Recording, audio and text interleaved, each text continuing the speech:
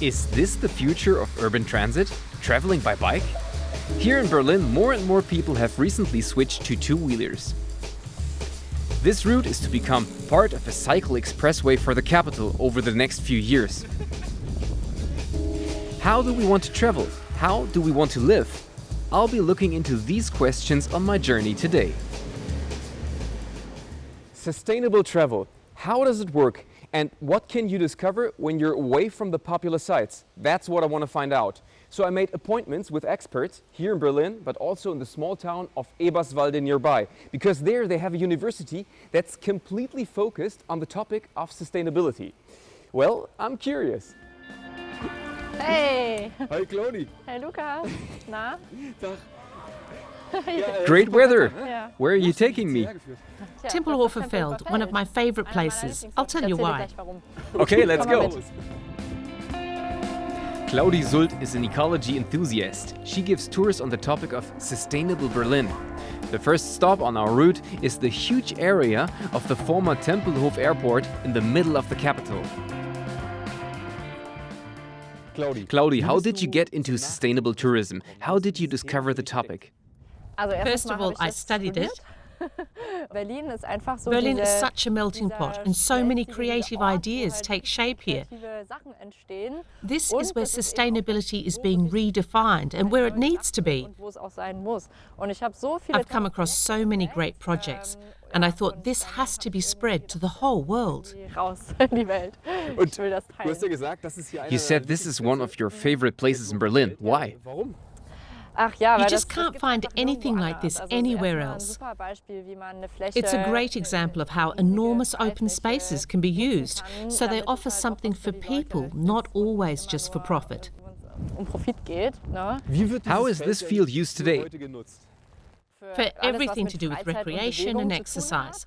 As a place to get together, you can meet friends in the fields, and during the coronavirus time, social distancing is no problem here. It's so huge. Then you've got a community garden, one of the first pioneer projects. It was laid out in 2010 and really kicked off this whole wave of urban gardening. So it's a place for people to get together and learn to get closer to nature.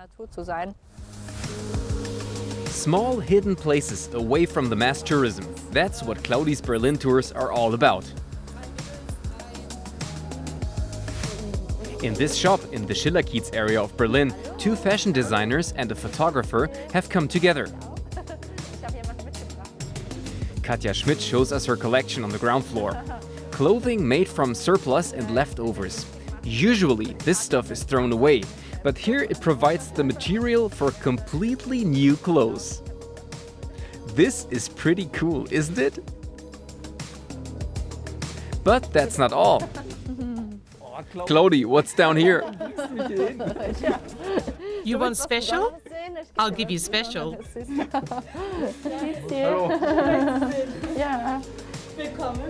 Photographer Zehera Navas has her studio in the basement. She specializes in cyanotype, an environmentally friendly photo printing process with blue tones. A traditional handicraft that she also teaches.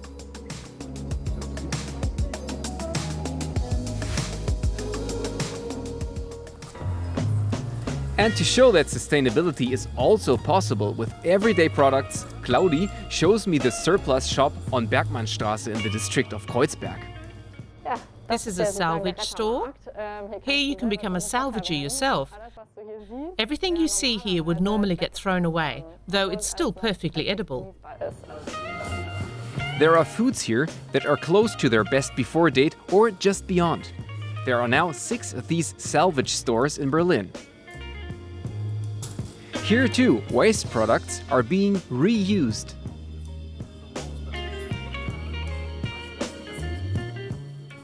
That looks nice. 100% almonds. Vegan, salvaged. I feel really good buying this one.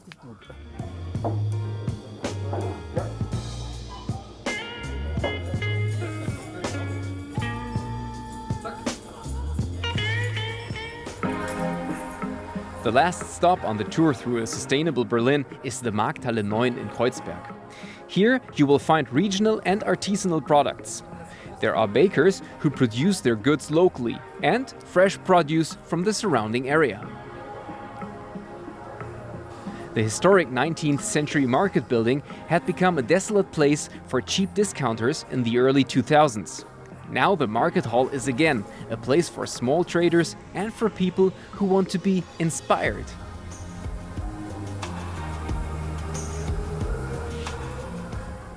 Claudia, was glaubst du?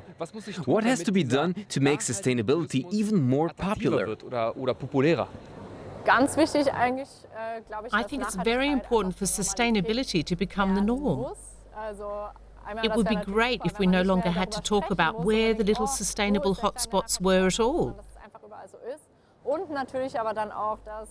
Rather, as a tourist, you could just think, hey, cool, I'd rather go to these great little shops run with lots of love that are individual and where you'll have a totally different experience. Instead of rushing off with all the masses, you can come here and take your time and look around. But that also means that you have to plan before the trip and pick out the individual spots. Yes, of course, but that's the nice thing about it. It's fun to plan a trip. You have to slow down a little, which is an issue in general, and you have to put a little effort into it. And now we leave Berlin. I want to go to the town of Eberswalde. It's only about 50 kilometers from here. And because we're already on the subject of sustainability, of course I'll head there by public transport. It takes an hour by car. The train is faster. I'll be there in just half an hour.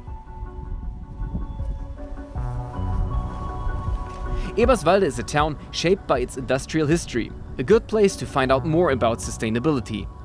Because there's a university there that deals with the most diverse aspects of sustainability, including tourism. I have an appointment with Martin Ballasch. He's a research associate at the Center for Sustainable Tourism at the University of Eberswalde. What can viewers or travelers like me pay attention to in order to be as sustainable as possible while traveling? Möglichst nachhaltig touristisch unterwegs zu sein. The first thing, of course, is to consider where you want to go. Your own region can also be an attractive option. It doesn't always have to be a shopping weekend in New York. You could also have a great shopping trip in Berlin. It's easy, and you'd save a lot of money. The second thing, once you've decided where you want to go, is to choose what kind of hotel or lodging you want to stay in. Whether a smaller family-run operation or a certified business. There's quite a range. And then it's a question of what you want to do at your destination. Dine at small restaurants, get around on foot or public transportation. None of these things are painful to do and can even be fun. You can learn a lot and experience things. You might learn something about the culture and the people. At the same time, you're doing something good for the environment and the locals. Georg Werdermann shows us what sustainable tourism looks like in Eberswalde. He leads us to the Family Garden, a landscape park on the site of a former rolling mill. We climb up a crane, once part of the industrial fabric that shaped Eberswalde.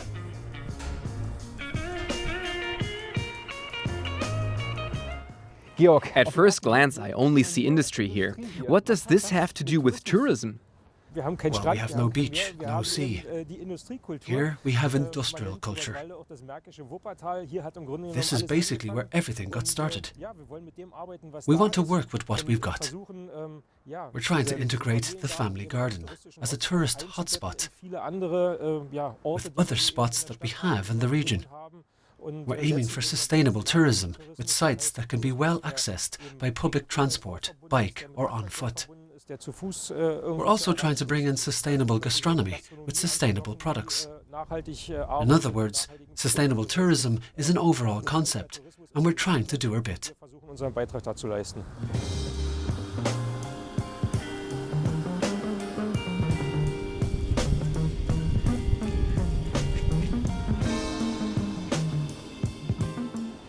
Yes, sustainable tourism is possible in the big city of Berlin and in the small town of Eberswalde. You may not see that immediately, but if you search a bit, you will find it. Just take a little detour or change direction and you will quickly discover something new, just like me today. Bye bye, see you next time here on Check-In.